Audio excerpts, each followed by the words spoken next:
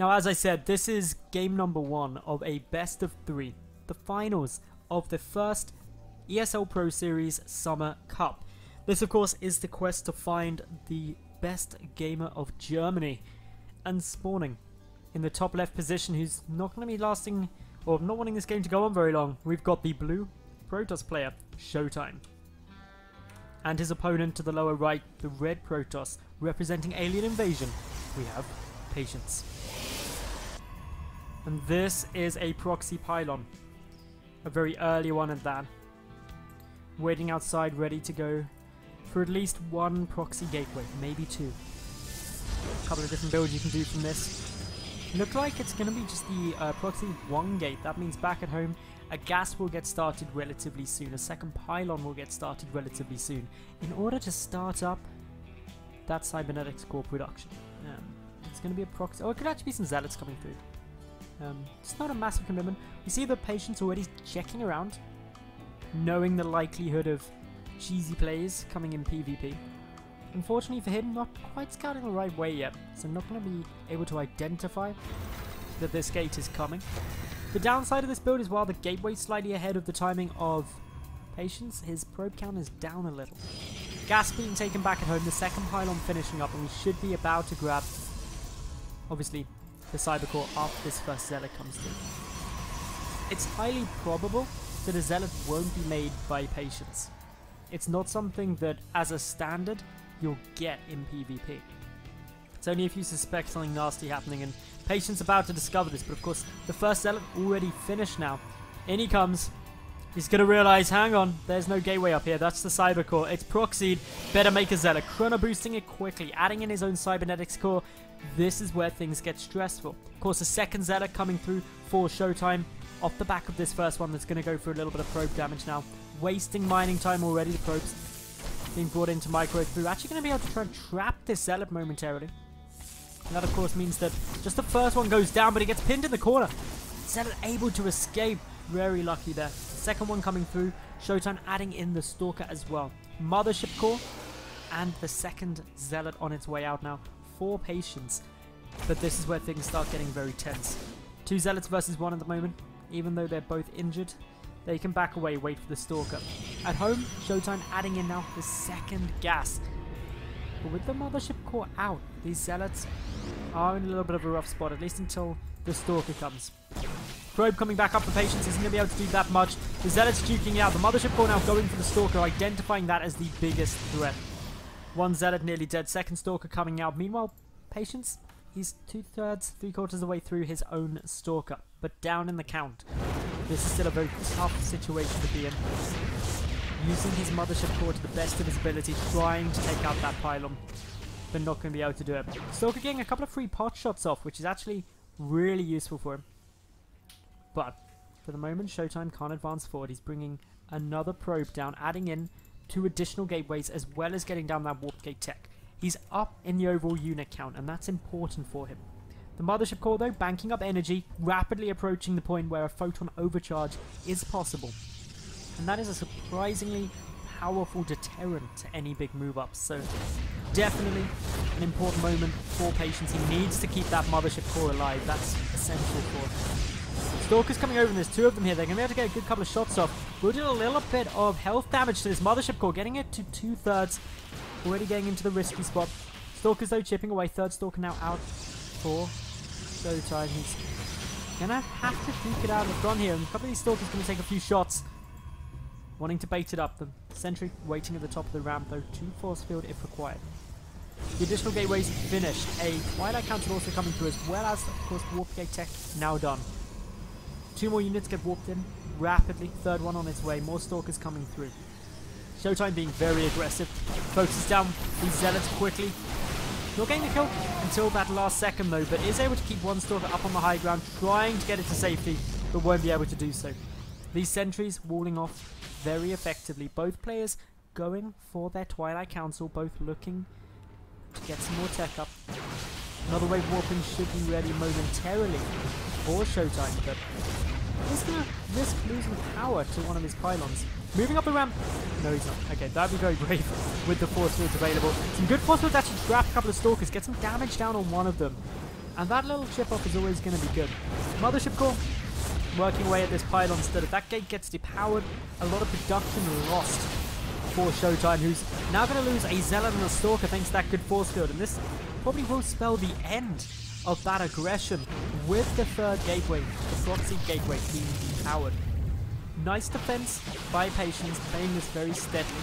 He's down by one probe at the moment, but his tech is still looking solid. He's going to be coming down to try and secure up his natural base, knowing that his army supply will be quite in the lead. Not leaving this proxy gateway in position in case later on it was repowered. Just wanting to make sure that that production is definitely gone and definitely not going to be coming back at any point.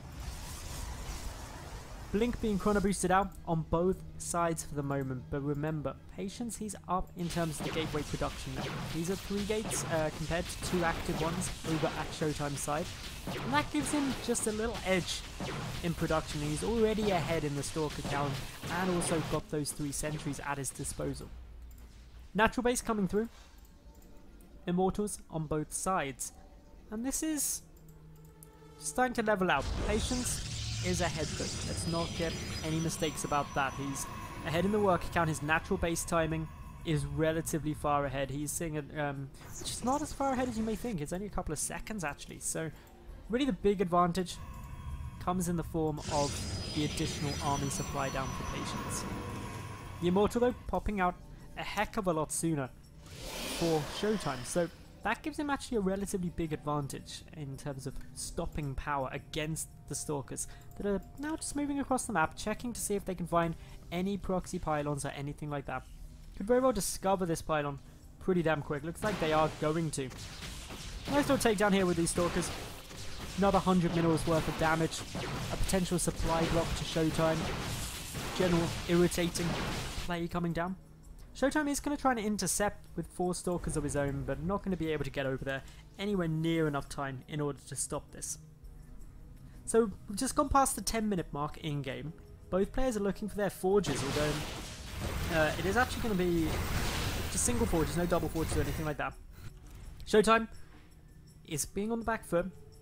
Both players with an Immortal, just one more Stalker for Patience. That's really the only difference at the moment, but a second Immortal about to pop for ShoWTimE. That is the second one only just now beginning for Patience, who instead is spending his gas, spending his resources on the robotics bay. He's looking to tech this up, looking to take it to the next level, the Colossus stage. And if he's able to secure that, that'll be good. Now considering this game started with the proxy, we're already at the kind of 11:30 mark, so this game going on a lot longer than some people may expect it to. And that leads us to a very interesting kind of situation where actually Patience just has a small worker lead, but not much else. Supplies are very similar. ShoWTimE has a good composition. The biggest difference is gonna come with these Colossi. This is a tech that hasn't even been started yet by ShoWTimE. He's favouring a lot more Immortal production as opposed to going in to this Colossus stage. With additional gates getting started though, Patience is looking to get some real serious production coming through. He's going up to 6 gates with the +1 with the Colossus production. That is a lot coming through.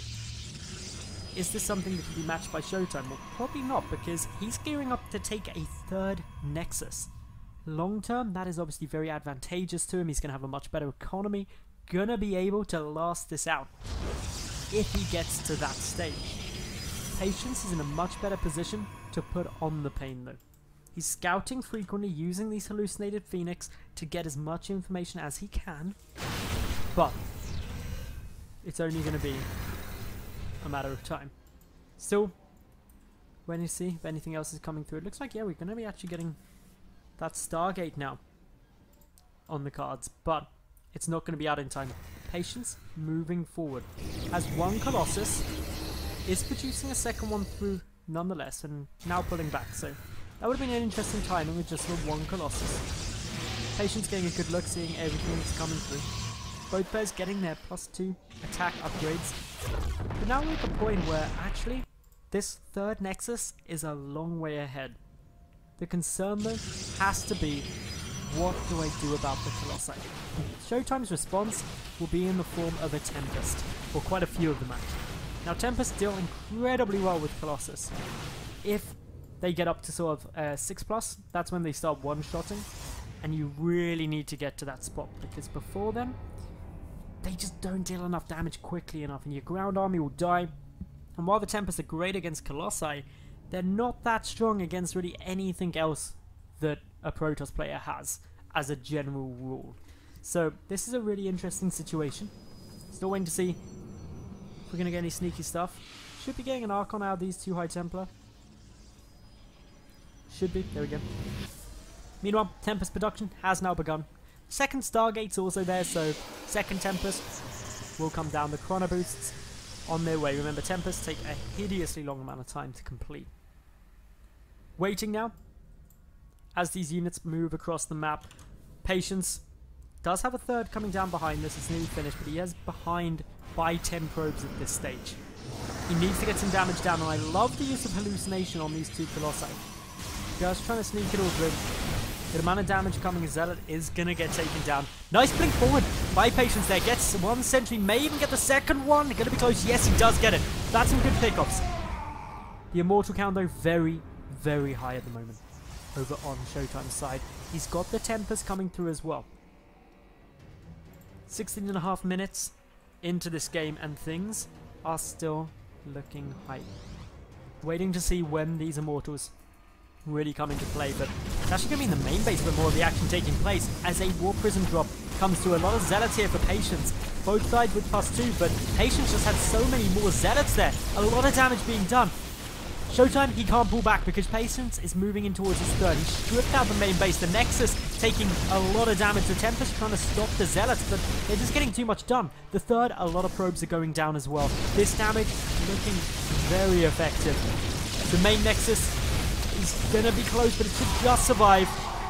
Nice control there. But the third Nexus is where the damage is coming through. Patience using these Colossi, using his strong army and that drop to great effect. Knocks his opponent down to 46 probes. 44 now, down to 2 bases. And that was a very strong, decisive play out of our Red Protoss. But the Tempest are now moving forward. Mass recall.